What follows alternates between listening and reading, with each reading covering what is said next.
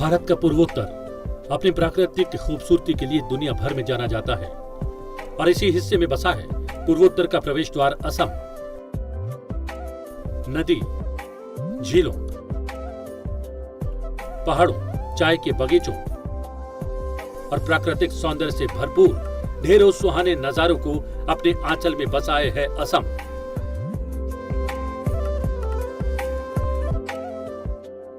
प्राकृतिक, पारंपरिक और असमिया संस्कृति की समृद्धशाली विरासत हमेशा से ही देसी और विदेशी पर्यटकों को अपनी ओर आकर्षित करती रही है।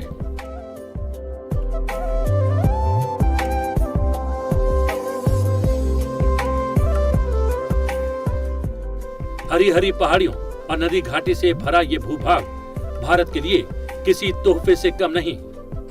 दूर दराज से सैलानी यहाँ की अनमोल खूबसूरती का आनंद लेने के लिए आया करते हैं। बीते बरसों के दौरान असम ज्यादा वाइब्रेंट और विकसित हुआ है। सनसद टीवी की टीम भी असम के एक खूबसूरत शहर सिलचर पहुंची।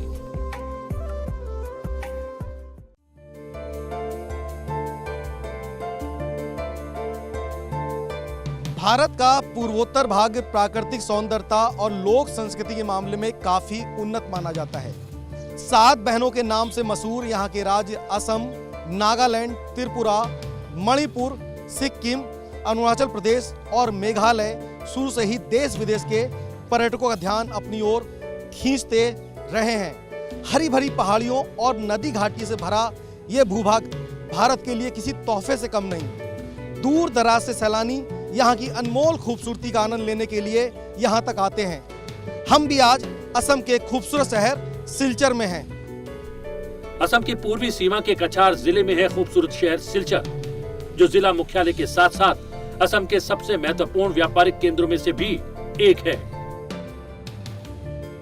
यहाँ का रेलवे स्टेशन भारत के पुराने रेल स्टेशंस में से एक है और ये नॉर्थ ईस्ट फ्रंटियर रेलवे के अधिकार क्षेत्र में पड़ता है। इस स्टेशन का उद्घाटन साल 1898 में असम बंगाल रेलवे के तहत किया गया था। बेहद ही खूबसूरत सिलचर रेलवे स्टेशन असम के लोगों की संस्कृति और उनकी भावनाओं से करीब से जुड़ा रहा है। सिलचर में घूमने के लिए बहुत सी जगह हैं जो पर्यटकों को आकर्षित करती हैं।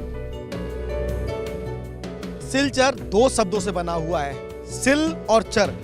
सिल का मतलब है एक तरह का पत्थर और चर का मतलब है नदी का किनारा, यानी कि वो नदी जो जीवनदायिनी है, जिसे बराक नदी के तौर पे हम जानते हैं। और उस नदी के किनारे बसा हुआ कछार जिले का बेहद ही खूबसूरत शहर सिलचर। बहुत ही साफ सुथरी नदी। आप देख सकते हैं कि लोग बोटिंग करते हैं। मछलियों के लिए ये नदी जानी जाती है।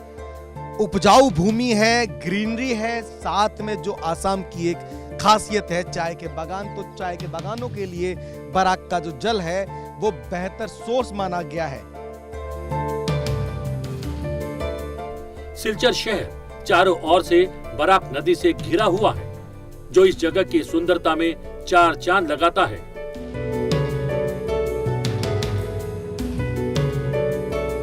पूर्वोत्तर का एक खूबसूरत राज्य है असम और असम का जिला है कछार और कछार जिले में एक खूबसूरत शहर है सिलचर और हम इस वक्त उसी खूबसूरत शहर में हैं जिसका नाम है सिलचर।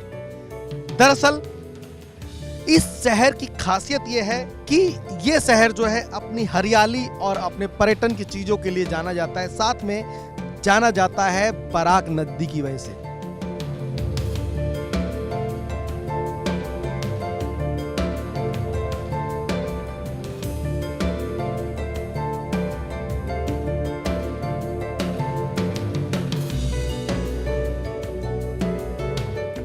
भौगोलिक दृष्टि से असम के दक्षिणी हिस्से के कछार, हैलाकांडी और करीमगंज जिले तालाबों और नदियों के क्षेत्र हैं।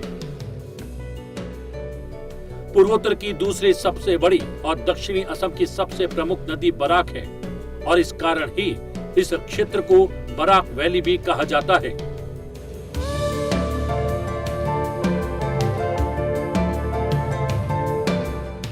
गुवाहाटी के बाद ये राज्य का सबसे बड़ा शहर है और जनसंख्या के हिसाब से भी सिलचर जो है दूसरा बड़ा एक शहर माना जाता है।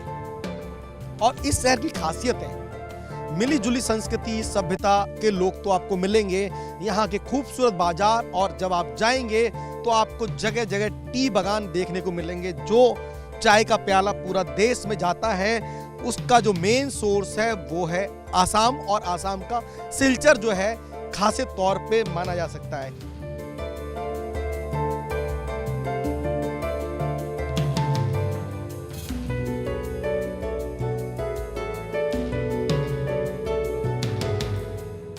बराक नदी के नाम पर ही इसका नाम बराक घाटी रखा गया है और बराक घाटी के अंतर्गत ही कछार, हैलीकांडी और करीमगंज जिले आते हैं।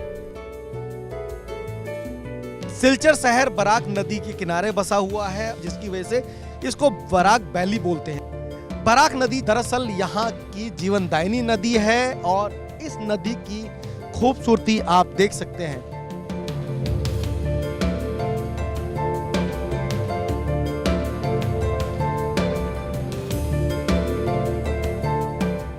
भारत के मणिपुर से निकलकर नागालैंड, मिजोरम होते हुए बराक नदी असम आती है और फिर यहाँ से निकलकर बराक नदी बांग्लादेश में प्रवेश कर जाती है। बराक नदी को बांग्लादेश में सूरमा और आगे चलकर कुशियारा नदी के नाम से जाना जाता है।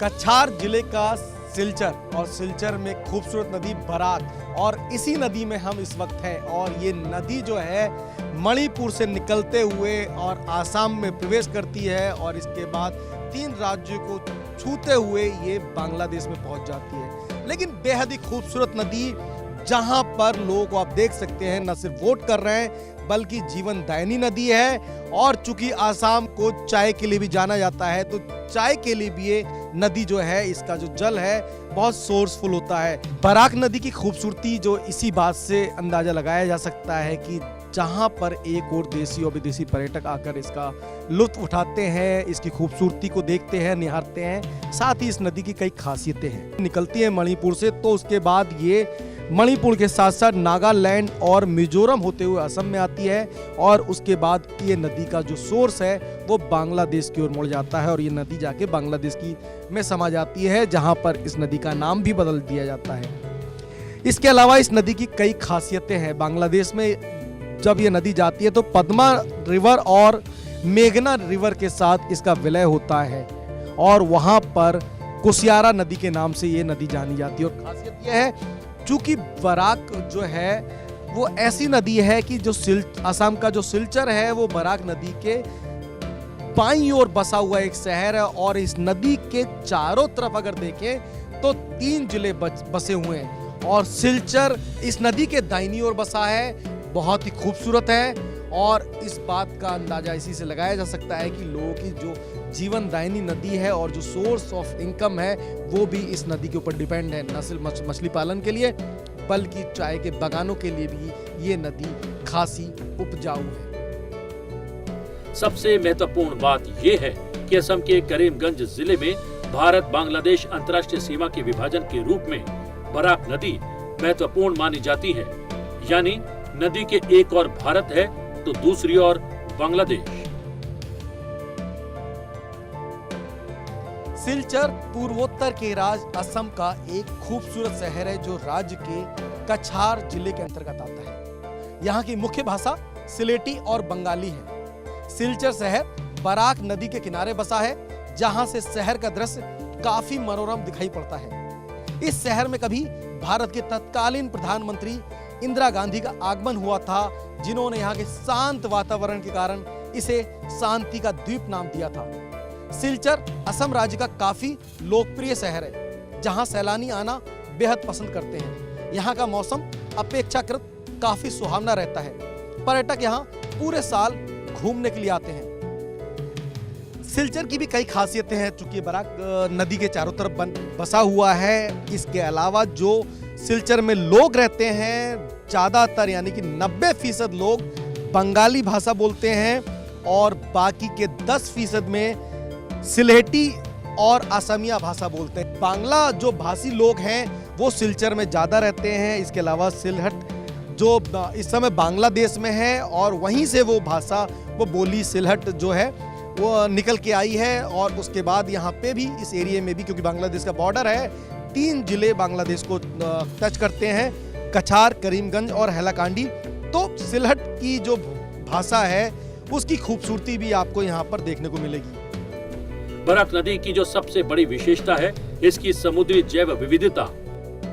कछार जिला जो है वो भारत बांग्लादेश के बॉर्डर पे लगता है और ये जो बराक नदी है ये जब यहाँ से बहते हुए आगे बढ़ती है तो यही नदी जाके बांग्लादेश में जाती है और जब ये बांग्लादेश में प्रवेश कर जाती है तो इस नदी को सेवला कहते हैं। इस नदी की कई और खासियतें हैं।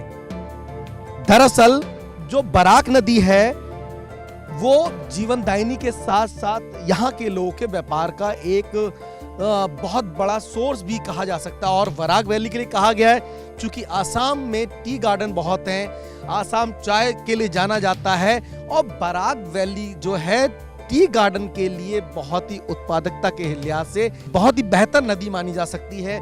टी गार्डनिंग के लिए जो बराक का जल है वो एक बेहतर सोर्स माना जाता है, इसलिए आसाम में जो है बराक की एक अलग उपयोगिता है। एक और जहां इस समृद्ध नदी में तकरीबन 2000 किस्म की मछलियां पाई जाती हैं, तो वहीं बराक नदी घाटी के घने जंगल और यहाँ की वनस्पति आसपास के रहने वाले निवासियों के लिए किसी वरदान से कम नहीं। सही मायने में बराक नदी असम के बड़े समुदाय की जीवन वाहिनी है। कुल मिला के कहा जाए तो एक खूबसूरत शहर है सिलचर जो कछार जिले में आता है और बराक नदी यहाँ की जीवनदायिनी नदी है। और चूंकि बराक वैली के नाम से इसको जाना जाता है, चूंकि पूरे नदी के किनारे चारों तरफ से ये शहर बसा हुआ है, इसलिए इसे बराक वैली भी कहते हैं। और इसके साथ साथ 2 और जिले भी इस नदी के चारों तरफ बसे हैं।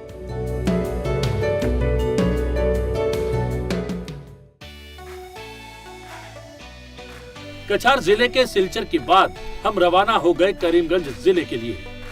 सड़क यात्रा करके हम करीमगंज जिले पहुंचे। करीमगंज जिला दक्षिणी असम में स्थित है और यहाँ भारत बांग्लादेश की सीमा लगती है। हम इस वक्त पूर्वोत्तर के राज्य आसाम में हैं और मैं इस वक्त असम के करीमगंज जिले में हूँ। और करीमगंज जिले का ये स्थान है भारत बांग्लादेश बॉर्डर का एक गांव। दरअसल इस गांव का नाम है सेरूल बाग।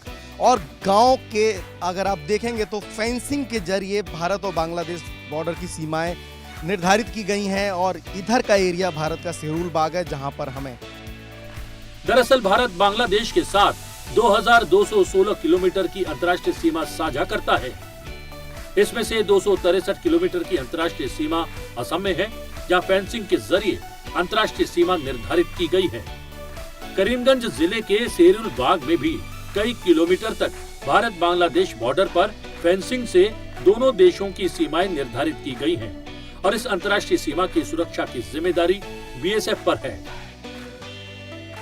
ये पूरा गांव जो है एक फेंसिंग से डिवाइड होता है, यानी कि फेंसिंग के अगर मेरे राइट हैंड पे देखेंगे तो वो बांग्लादेश में पड़ता है और बांग्लादेश का जो जिला है वो सिलहट है और फेंसिंग के दूसरी ओर भारत का जो सेरूल बाग है, जो गांव करीमगंज जिले का, वो पड़ता है। इस तरह की फेंसिंग आप देख सकते हैं कई किलोमीटर के एरिया में देखी जा सकती है और इस फेंसिंग से डिवाइड होता है भारत और बांग्लादेश। भारत बांग्लादेश अंतर्राष्ट्रीय सीमा पर लगी फेंसिंग के एक और जहां भारत है वहीं दूसरी ओर बांग्लादेश। यह खास बात यह है कि पहले भारत के बॉर्डर पर बसे ग्रामीणों के खेत हैं, उसके बाद बराक नदी और नदी के दूसरे सिरे पर बांग्लादेश।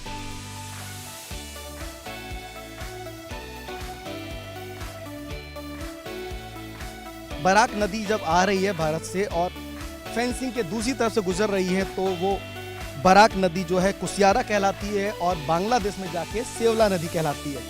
दूसरी तरफ जो मैं आपको बता दूं कि बॉर्डर के उधर यानी कि नदी का उधर का जो हिस्सा है बांग्लादेश में आता है, जो सिलहट गांव है। और सिलहट एक जिला है, सिलहट जिले में जोकीगंज गांव है। दरअसल असम के करीमगंज जिले में भारत बांग्लादेश अंतर्राष्ट्रीय सीमा के विभाजन के रूप में बराक नदी महत्वपूर्ण मानी जाती है। और अगर फेंसिंग के एक सिरे से दूसरे सिरे की तरफ देखें तो ये तकरीबन 3 किलोमीटर की है। यहाँ से यानी कि फेंसिंग से लेके और बांग्लादेश का जो बॉर्डर है नदी के पार वाला 3 किलोमीटर का एक डिस्टेंस है, जिसमें करीब 1-1.5 किलोमीटर तक भारत के लोगों के पास है ये सीमा, जहाँ भारत के लोग खेती कर रहे हैं। बीच में नदी है और उस नदी के जस्ट दूसरी तरफ दूसरी जिंदगी बांग्लादेश के लोगों की जिंदगी है। मणिपुर से निकलकर नागालैंड मिजोरम होते हुए बराक नदी असम आती है और फिर यहाँ से निकलकर बराक नदी बांग्लादेश में प्रवेश कर जाती है। बराक नदी को बांग्लादेश में सूरमा और आगे चलकर कुशियारा नदी के नाम से जाना जाता है। इस जगह की खासियत अगर आपको मैं बताऊं तो इस तरह का ये फेंसिंग आप देख सकते हैं, या कई किलोमीटर तक ये फेंसिंग आपको नजर आएगी, जो कि भारत और बांग्लादेश को डिवाइड करती है। यानी कि फेंसिंग के इस हाथ पर अगर देखें तो ये भारत का शेरुल बाग है जो करीमगंज जिले में आता है, और अगर इसके दूसरी ओर अगर आप जाएं तो वो जो है एक जिला है वहाँ का सिलहट बांग्लादेश का, जिसका जोकीगंज एक गांव है वो लगता है।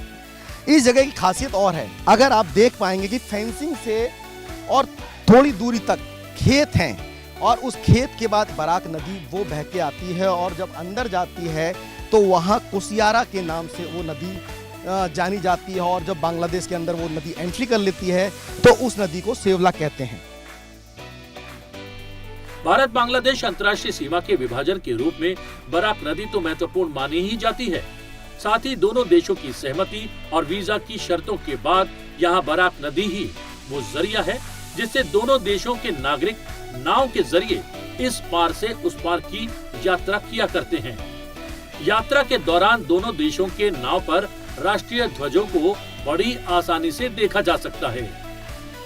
भारत बांग्लादेश अंतर्राष्ट्रीय सीमा के बेहद ही करीबी गांव शेरुल बाग के लोगों का जीवन अन्य गांव वालों की तरह ही सामान्य है। यहाँ स्कूल है, अस्पताल है, बाजार है, आवागमन के लिए साधन भी हैं। भारत बांग्लादेश अंतर्राष्ट्रीय सीमा के सभी गांवों में जीवन यापन के लिए मूलभूत सुविधाएं मौजूद हैं और खास बात ये कि यहाँ के ग्रामीण आपसी सौहार्द के साथ अपना जीवन यापन किया करते हैं। हम भारत वाले हिस्से में है शेरुल बाग में, और यहाँ से जब निकलेंगे तो ये लखी बाजार है, और इस लखी बाजार से देखिए यहाँ के लोग जो भारत के लोग हैं, और ये कह सकते हैं अंतर्राष्ट्रीय बॉर्डर का एक जो गांव है वहाँ के लोगों की ज़िंदगी दिखाई देगी, आपको लाइफस्टाइल दिखाई देगी। यहाँ बाकायदा गांव में एक्टिविटीज़ दिखाई देंगी, बच्चे हैं, बड़े हैं, दुकानें हैं, और वहाँ पे लोग अपने जीवन यापन को कर रहे हैं। और बॉर्डर के इस गाँव की खास बात यह है कि बीएसएफ के साथ एक अच्छा कोऑर्डिनेशन देखने को मिल सकता है।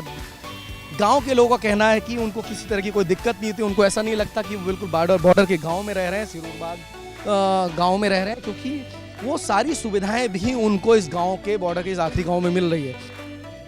शेरुल बाग गांव के लोगों के पास खेत भी है जहां ये खेती किया करते हैं, लेकिन इनके खेत अंतर्राष्ट्रीय सीमा पर लगे कटीले तारों की बाड़ के दूसरी ओर है।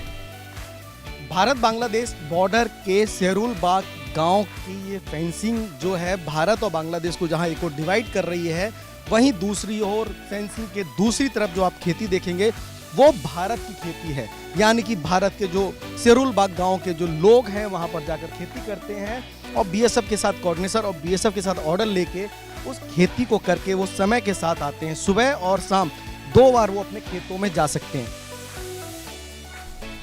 ये है फारूक अहमद, इनका खेत बॉर्डर पर फेंसिंग के दूसरी तरफ है। फारूक निर्धारित प्रोटोकॉल और बीएसएफ की अनुमति के बाद अपने खेत पर जाते हैं। तय समय पर बाढ़ में बने गेट के जरिए फारूक सहित ग्रामीणों को खेत तक आवाजाही की अनुमति होती है। जो इसके बाद भी अगर आप देखें तो जो खेत दिखाई देंगे वो भारत में है, और जो गांव के लोग हैं यानी कि शेरुल बाग भारत का जो गांव है शेरुल बाग, उसके जो लोग हैं वो समय के साथ बीएसएफ के साथ कोऑर्डिनेशन होता है, उसके बाद वो जाते हैं गांव में और वहाँ काम करते हैं। उसके बाद वो अपने वापस गांव में आते हैं। नदी एक डिवाइडेशन पॉइंट है और नदी के जस्ट उस साइड भी दूसरी जिंदगी जीती है, यानी कि बांग्लादेश के लोग, वहाँ के जो गांव के लोग हैं, जोकिर गांव के लोग, वो वहाँ पर रहते हैं। और बहुत पास से आप इस बात का अंदाजा लगा सकते हैं कि जो जिंदगी है बांग्लादेश के लोगों की वो किस तरह की होगी, और वहाँ के लोग भी यहाँ का अंदाजा लगा सकते हैं। मेरा नाम मोहम्मद फारूक अहमद, मेरा गांव का नाम हैलरपार, मैं बॉर्डर का नज़दीक घर है। हमारा खेती सेरुलबाग गांव का पूरा गांव, दक्षिण बन गांव हैलरपार का पूरा खेती फेंसी का बाहर में है। पास बेस के एंटी करके बेस से मेरे को छूटता है, मेरा खेती है। फिर 9 बजे तो खुलाया गेट खुलेगा, हम लोग बाहर में आ सकते हैं। मैं दिन मजूरी आदमी है, बहुत बढ़िया खेती है हमारा सेरुलबाग का गांव दक्षिण बन, ये पूरा वार्ड का वासी है। फेंसी का बाहर में मेरा जमी है, खेती है। मैं सुबह 7 बजने तो गेट खुलता है, एंट्री करके जा सकता है, लेकिन फिर 9 बजने तो आया बाहर में एंट्री करके आया। बीएसएफ मेरा साथ अच्छा से चलता है, हम लोग उनका साथ अच्छा से चलता है, मेरा कोई दिक्कत भी नहीं हो रहा है। शाम को टाइम सुबह 7 बजने तो गेट खुलता है, लेकिन हम बाहर में जाते हैं, फिर 9 बजने तक आता है, फिर 2 बजने तक जाता है, फिर वापस 4 बजने को गेट खुलता है, मैं बाहर में आ सकता है घर में। आज फारूक जैसे न जाने कितने लोग जो लाइन ऑफ एक्चुअल कंट्रोल यानी LAC के नजदीक रहते हैं, अपने स्वास्थ्य को लेकर भी बेफिक्र हैं। वजह है LAC पर Ayushman Bharat health and wellness centre के जरिए मिलने वाली स्वास्थ्य सहूलियतें। प्रधानमंत्री नरेंद्र मोदी की लगभग 9.5 साल की सरकार है और इन 9.5 सालों में ग्राउंड जीरो पर वो सारी योजनाएं न सिर्फ पहुंच रही हैं, बल्कि यूं कहना चाहिए कि ग्रामीणों को उसका ग्राउंड जीरो पर भी फायदा हो रहा है।